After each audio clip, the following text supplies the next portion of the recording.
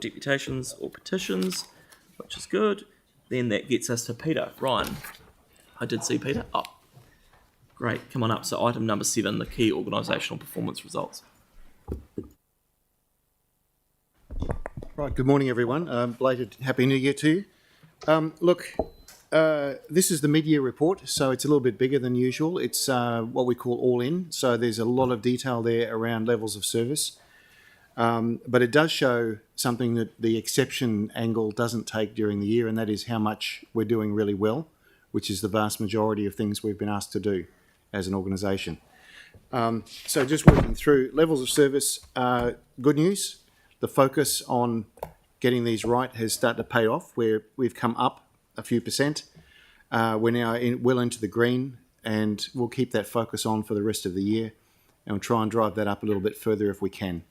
But that's historically a good result for this time of year, and a good indicator of where we'll probably finish at year end. Half year is usually a good forecast for what you'll look like at year end.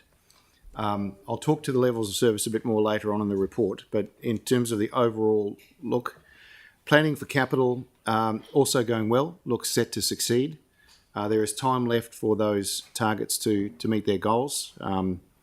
They're June and March of this year, so there's still some months to run on those. They're looking good. Value for money activity budgets, the exceptions there are largely around waters, so wastewater, flood protection, water supply. There are some explanations there on page 29, but fundamentally the team is looking to make savings to bring these back on track, but there are some issues that are being evened out by this coming draft annual plan. So that's the overview.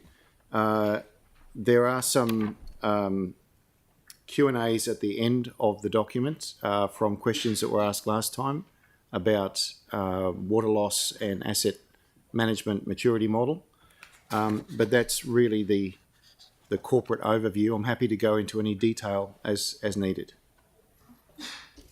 Thank you, Peter. Victoria. Thank you, Sam. Thank you, Peter. I'm interested in the graph on page 25 after 8.2.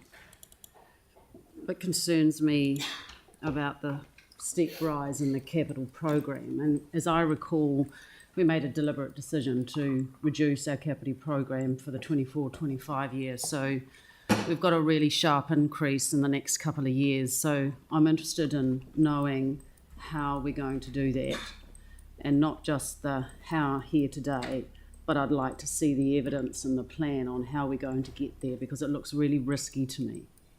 Can you comment on that? Thanks. Absolutely. They're very similar questions that the teams are asking at the moment. So that's been actively discussed over the last 2 weeks or so. In fact, the various stakeholders, I guess, ourselves, PMO, are meeting with BEAD this afternoon.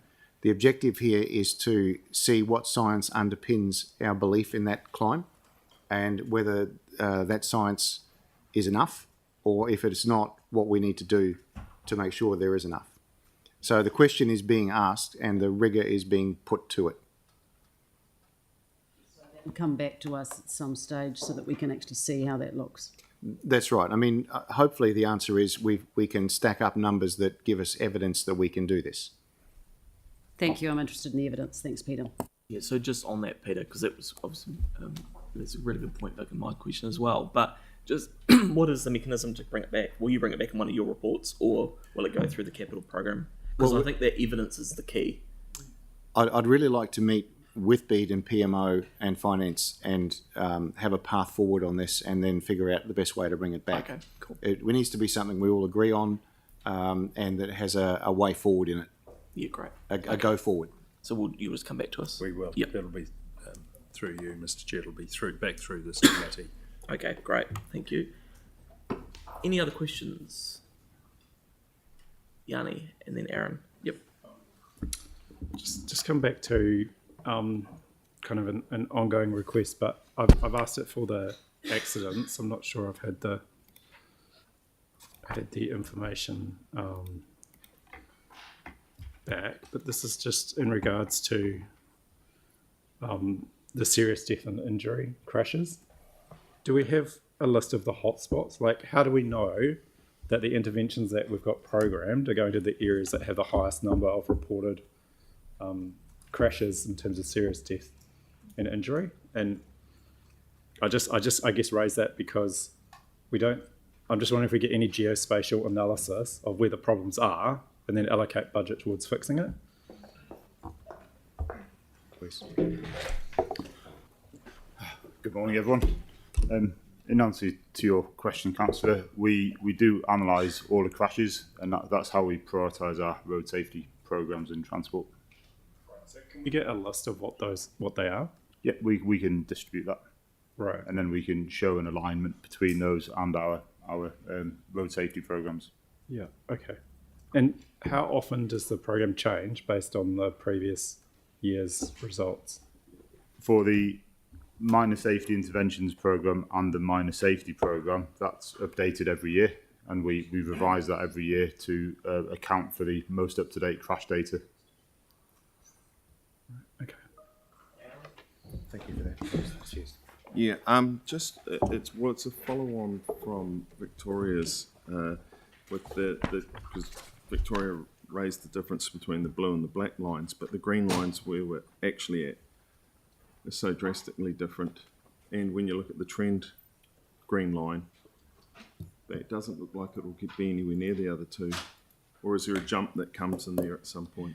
I don't want to preempt what we bring back as science, because what's under this is actually complex. There's the contracts, there's bundled work, there's the possibility of large lump projects accelerating our spend. The second half of the year is also usually where spend is faster than the first half. Like road resurfacing is about to go into its big period. So what I'm trying to say is, I can't tell you exactly how we will get to that number, but what we want to test is, what do we know, what do we have science for, and what does the gap look like? And the answer to what's under that bonnet is probably pretty complicated, and it probably differs from portfolio to portfolio. Parks will be different to wastewater, for example. So I don't want to just give an off-the-hip blanket reply. I don't want to say it's all going to be fine. What I'm saying is we're trying to get the numbers that prove what we've got. Yep. Okay, so Victoria? Just a quick follow-up on that. So we're going to have this ahead of our decision-making on the annual plan. So if we need to make some adjustments to the capital program. Yes, we will. Yep. Yep. Yeah.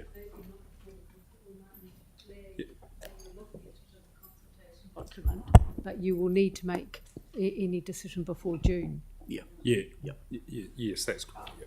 Yep. Okay. No, that's good. So I guess you're picking up the sentiment, which is we're keen to understand what sits in behind No, it. we're on the same page. Yeah, yeah. So once you've had your meeting, if you could come back to us, that would be really useful. Thanks, Victoria. Okay. Did you have another Yanni? Yep. I just had some questions about the water, and I've had some responses around. So page 30, the backflow register not functioning as it should as yet, checking with IT. And yeah, there's a number of things there that talk about being able to accurately report from the 31st of March. Are we still on track for that? And do we have any reason why it wasn't functioning as it should? I know that Gavin's following this with great interest. He might be able to give you an answer. We are on track. I can't give the details what the exact issues are. I can find out. Okay. Is it an IT issue or is it something else? It is partly an IT issue, but the fix that's been put in place will enhance how we can report on that Right. level service. I just know a number of us have raised concerns about IT. Do we need? Is there a way we can get greater governance oversight possibly around some of these IT issues that we're having as an organisation, so that we can get, or is this something that Audit and Risk is looking at? I'm not sure I can answer that. So in relation to the overall digital program that is currently reported to ELT on a quarterly basis, Where there are specific issues such as the water, we do delve into those as a matter of urgency. And the overall IT risks are fully reviewed on a regular basis. So in terms of greater visibility for councillors, I will consult with the Chief Executive as to what the most appropriate way of achieving that would be. Okay, thank you. And then just the final question on the water is on page 30. It says that we're working with Te Mata Arawai on determining a pathway to compliance, obviously for permanent chlorination. We've had some meetings with them here in the chamber. They seemed a lot more open with the change of government to looking at what we do around getting an exemption. Has there been any progress?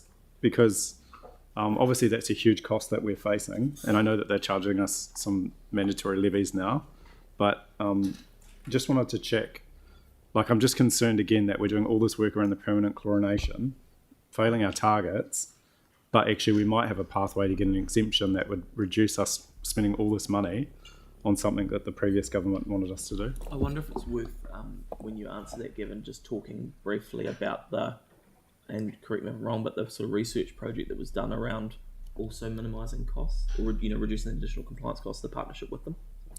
Yeah, so Te Mata Arawai will come and present to council within the next few months regarding the research project we're undertaking. That's looking into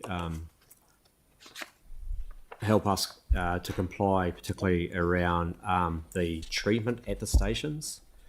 In terms of if you're alluding to an exemption of chlorination in the distribution, we don't see that ever becoming an option for us. This new government's all about cutting red tape and bureaucracy, and they've just done a regulatory standards review. We've had them at the table where I thought they were actually really open to working with us around getting an exemption, far so than we've ever had in the last 5 years or whatever it's been. But I'm just concerned that we don't seem to have engagement at a governance level over what is effectively hundreds of millions of dollars that the government's imposing on us around permanent chlorination. My understanding was, and Gavin, correct me if I'm wrong, our first step at sort of anything was reducing the additional capital around the research project. So that has the potential to literally strip tens of millions of dollars out of our capital program. It's also the contact time. We like the cost to get the contact time for permanent chlorination. So that's what the research is, will project. alleviate the contact time requirement. Yeah. But it's not going to remove the need to have chlorine in the distribution. Yeah. Okay. So I think it's probably fair to say we've jumped initially to the stuff that's likely to be achievable based on that discussion we had with Te Mata Arawai. But I think, everyone wants chlorine out too. So yeah, I'm happy to move this paper. Mel's happy to second it. All in favour? Against? That's carried. Thank you. Thank you. Thank you, Peter. So we'll look forward to that delivery stuff in due course. Russell, would you want to come up for item 8, the financial performance report?